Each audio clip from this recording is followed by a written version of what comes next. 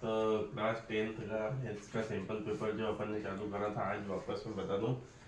तो थोड़ा सा डिले हो गया पर अब रेगुलर कंटिन्यू बेस पे मिलेगा। ठीक, तो पहला क्वेश्चन था अगला वाला, उसके आगे जो अपन ने पहला वीडियो जिसने देखा वो देख लेना।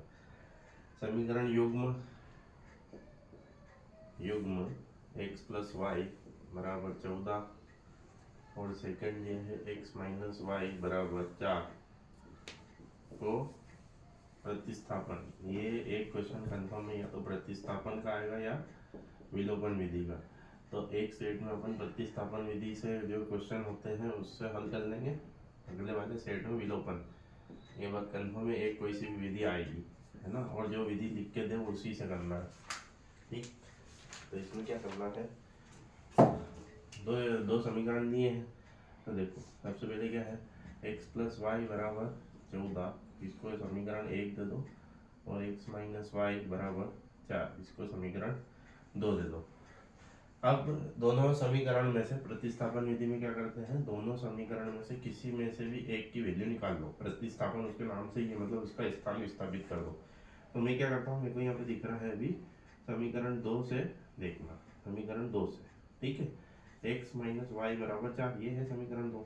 ये y को मैं उधर ले गया, तो ये काय का है इधर माइनस का, तो उधर जाके प्लस का। इसको दे दो समीकरण 3 नाम, इसको क्या नाम दे दो, समीकरण 3। समीकरण 3 का मान का रख दो समीकरण 1 में, हो गया सवाल। समीकरण 3 का मान समीकरण 1 में रखने पर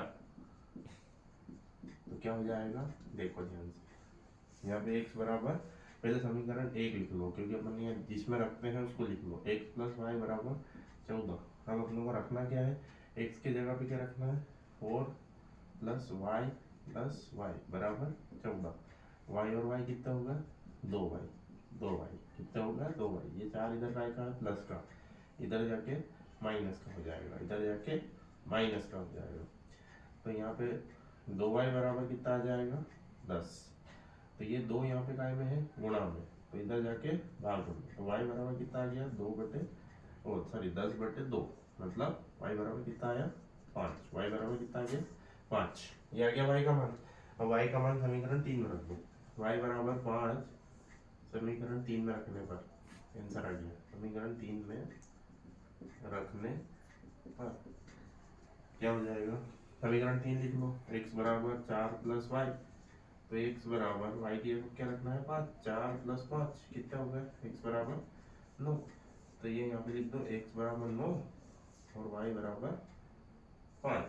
यही इसका फाइनल आंसर है। बहुत आसान विधि है, बहुत ही आसान। अगला क्वेश्चन है वह समांतर श्रेणी ज्ञात कीजिए जिसका तीसरा पद 16 और सातवां पद पांचवें पद से 12 अधिक है। ये भी बहुत टॉप मोस्ट क्वेश्चन है, इस टाइप से किसी भी आ सकता है ना, समांतर श्रेणी का क्वेश्चन कंफर्म है पेपर में। तो जो रैंडम सिलेक्ट हो रहे हैं वही क्वेश्चन ज़्यादा बता रहे हैं। तो मेन बात क्या लिखा बेटा, समांतर श्रेणी को इंग्लिश में बोलते हैं अर्थमेटिक प्रोग्रेशन, है ना, इसको शॉर्ट में लिखते हैं AP, है ना। ये कैसे लिखते हैं, ये चालू होती है a plus D, a plus 2d, a plus 3d, और बिल्कुल फुर्सत में रहो तो लिखते जाना। ठीक है, ऐसा ये चलती जाएगी, मतलब ठीक, ये हो गया। तो पहली बात तो आप लोगों को निकालना तो यही है। अब इसमें ये ए जो रहता है इसको क्या बोलते हैं, प्रथम पद। ए को क्या बोलते हैं, प्रथम पद, मतलब फर्स्ट टर्म हिंदी में, और इंग्लिश में फर्स्ट टर्म, है ना। और डी, डी रहता है सार्व अंतर मतलब कॉमन डिफरेंस। ठीक है, सार्व अंतर कॉमन डिफरेंस। तो आप लोग को ये निकालना। अब जो क्वेश्चन दिया है, अपना जो फार्मूला रहता है समांतर श्रेणी का, उससे उसके अकॉर्डिंग काम करेंगे, बट सीरीज ऐसी चलती है। तो समांतर श्रेणी का एनवा पद निकालने का, समांतर श्रेणी का एनवा पद का फार्मूला क्या है, समांतर श्रेणी का एनवा पद का फार्मूला है ए एन बराबर A plus N minus 1 into D, ये है। ठीक, ये मेन फार्मूला है इसका, बस इसी बेस पे पूरा चैप्टर खत्म हो जाएगा। और एक एस एन का फार्मूला रहता है, 2 फार्मूले हैं। अब यहाँ पे कौन सा पद दिया बेटा, तीसरा पद मतलब एन 3 दिया है, क्या दिया है, एन 3 दिया है ना। इसके अकॉर्डिंग काम करेंगे। तो यहाँ मैं एन की जगह पे क्या रखूंगा, 3। अब जैसे ही एन की जगह 3 रखता हूँ, तो यहाँ भी एन की जगह 3 रखूंगा, तो ये आ गया तीसरा पद, आ गया अपना a प्लस 2d, ये आ गई इक्वेशन फर्स्ट। ठीक, आगे इतनी बात समझ में, मतलब सीधा अपन डायरेक्ट बोले कि तीसरा पद है तो यहाँ 2 कर दो, चौथा बोले तो 3 कर दो, मतलब एक कम करना है डायरेक्टली। ये अपन ने समझने के लिए बताया, बट आपको पेपर में इस टाइप से लिखना है। अब अगली जो दी है ये और के बाद अगली चीज चालू हो गई, 7वां पद 5वें पद से 12 अधिक है, तो पहले अपन इसको इस फॉर्म में लिख लेते हैं। 7वां पद मतलब a 7, इससे ज्यादा अधिक है a 5वें पद से, a 5 से कितना ज्यादा है 12 अधिक है। ये हो गई इक्वेशन। ये प्रश्न के अनुसार है, यहाँ पे लिख सकते हो प्रश्न के अनुसार। प्रश्न के अनुसार क्या लिखेंगे, ये लिखा है इसने कि 7वां पद 5वें पद से 12 अधिक है, इसलिए करा है मैंने, है ना। अब 7वें पद का मैंने यहाँ एक यहाँ पे क्या लिया, n की जगह पे 7 है ना, तो क्या हो जाएगा a प्लस 7 माइनस 1 गुणा डी, और यहाँ 5 लिया है तो a प्लस 5 माइनस 1 गुणा डी प्लस 12। ठीक है, तो ये क्या हो जाएगा a प्लस 6d बराबर a प्लस 4d प्लस 12। ठीक, अब यहाँ ध्यान से देखो, a दोनों साइड प्लस के हैं, तो जब भी एक जैसे साइन के रहेंगे तो कट जाते हैं। अब क्या बचा 6d और 4d, 6d ये 4d को इधर लाओ, ये काय का बेटा इधर प्लस का है, तो इधर आके माइनस का हो जाएगा, काय का हो जाएगा माइनस का, और क्या बच गया केवल इधर 12 बच गया। तो क्या हो जाएगा 6 में से 4 गए तो 2d बराबर 12। अब यहाँ पे फिर मल्टीप्लाई में है तो ये अपॉन में आ जाएगा, तो d बराबर क्या आ जाएगा 6 आ जाएगा, d बराबर क्या आ जाएगा 6 आ जाएगा। यहाँ तक बहुत आसान था ये। अब ये d का मान क्या रख दो समीकरण 1 में, तो अपनों को a का मान मिल जाएगा। क्या हो जाएगा d का मान क्या रखना है, d का मान समीकरण 1 में, d का मान समीकरण 1 में, तो क्या हो जाएगा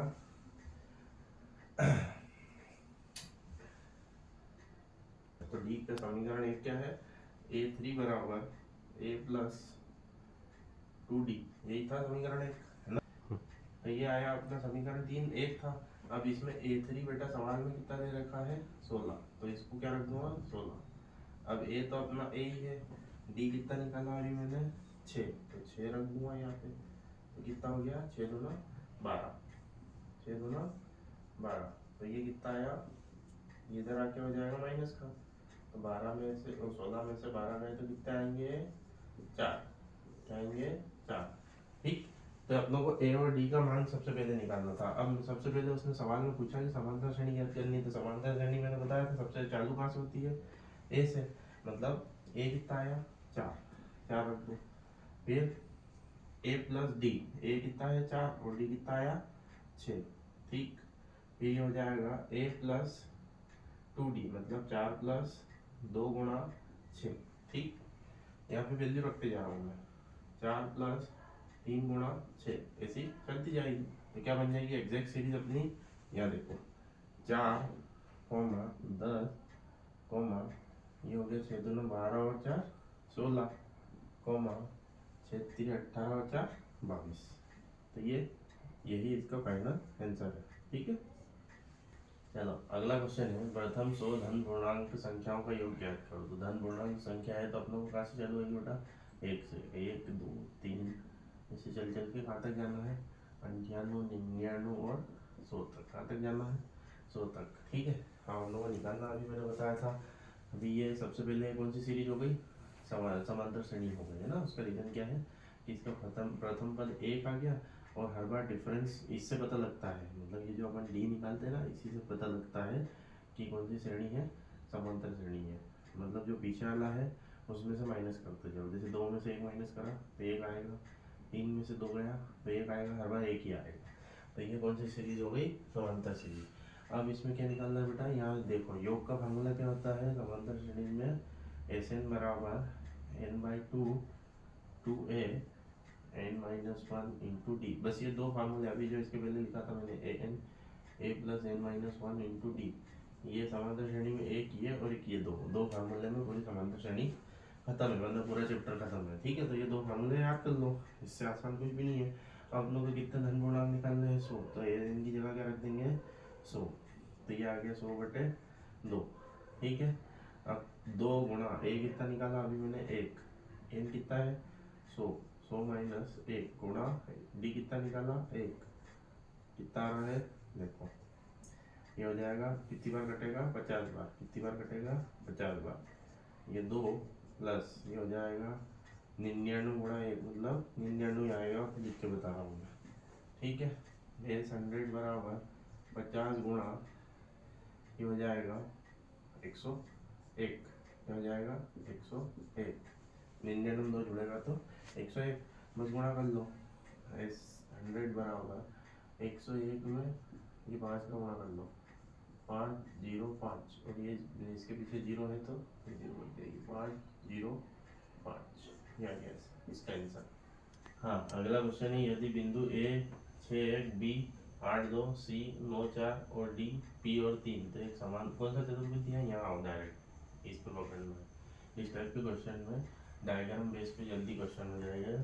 तो समांतर चतुर्भुज के जो विकर्ण रहते हैं वो एक दूसरे को मध्य बिंदु पर समविभाजित करते हैं। ए बी सी डी समांतर चतुर्भुज मतलब जिसकी भुजाएं कटे ना, है ना। अब अपनों को ए क्या दिया है 6 1, बी क्या दिया है 8 2, सी क्या दिया है 9 4 और डी का दिया है 3 ये दिया है। तो ये क्या है कि ये जो मध्य बिंदु है इसको बराबर हिस्सों में डिवाइड करते हैं। तो इसका मध्य बिंदु का फार्मूला क्या हो जाएगा, डायरेक्ट मध्य बिंदु का फार्मूला हो जाएगा और 2 भाग में निकाल लेंगे अपन, x1 प्लस x2 बटे 2 y1 प्लस y2 बटे 2, ठीक। तो इस कॉन्सेप्ट को काम कर लेते हैं अपन। ये विकर्ण के मध्य बिंदु का फार्मूला है ना, ये लिखना जरूरी है, विकर्ण के मध्य बिंदु, है ना। तो क्या हो जाएगा, विकर्ण क्या है पहला वाला ए से सी, तो ए सी का क्या हो जाएगा, ए सी विकर्ण का मध्य बिंदु, है ना। इसके लिए मैं लिखता हूँ मध्य बिंदु, ए सी विकर्ण का मध्य बिंदु। तो बेटा ए सी के बदले क्या है, ये x1 y1 इसको नाम दे दो और इसको x2 y2, ठीक है। तो यहाँ पे क्या हो जाएगा, बस ये फार्मूले में वैल्यू रख दो। x1 क्या है 6 प्लस x2 क्या है 9 बटे 2, ठीक। y1 क्या है 1 बट प्लस y2 कितना है 4 बटे 2। तो ये AC विकर्ण के कितने आएंगे, AC विकर्ण के नोट्स है 15 बटे 2 और 5 बटे 2, ये किसके निकल रहे AC विकर्ण के। सेम टू सेम किसके निकालेंगे, BD विकर्ण के, BD विकर्ण का मध्य बिंदु, BD विकर्ण का मध्य बिंदु, BD विकर्ण का मध्य बिंदु का फार्मूला यही लगाना है। तो इसमें क्या हो जाएगा बेटा, ये x1 y1 किसी को मान सकते हैं, ऐसा कोई जरूरी नहीं है, ठीक है, ये अपने ऊपर है। तो x1 कितना है 8 और x2 कितना है p, 8 प्लस p बटे 2, ठीक। और y1 कितना है 2 और y2 कितना है 3 बटे 2, ठीक है। तो ये कितना आया, BD के लिए कितना आ गया है, BD के लिए आया है 8 प्लस p बटे 2 और 5 बटे 2। तो कहने के बाद ये बोल रहा था कि ये जो मध्य बिंदु है, ये जो विकर्ण को काट रहे हैं यहाँ पे, ये दोनों आपस में कैसे रहते हैं, बराबर रहते हैं। अब अपनों को मान किसका निकालना है, ये वाले का p, तो बस इन दोनों को बराबर कर दो, क्या हो जाएगा 15 बटे 2 बराबर हो जाएगा 8p प्लस 8 प्लस p बटे 2, ठीक। तो ये 2 से 2 कट जाएगा, 15 बराबर 8 प्लस p, या 8 इधर का आएगा प्लस का इधर आके 15 में से 8 में तो कितना बचेंगे 7, p बराबर कितना है 7, ये इसका फाइनल आंसर है। अगला 5वां क्वेश्चन है, y का मान ज्ञात कीजिए जिसके लिए बिंदु p 2, -3 और q 10, y के बीच की दूरी 10 का मात्रक है। तो सीधी कहानी है, दो बिंदुओं के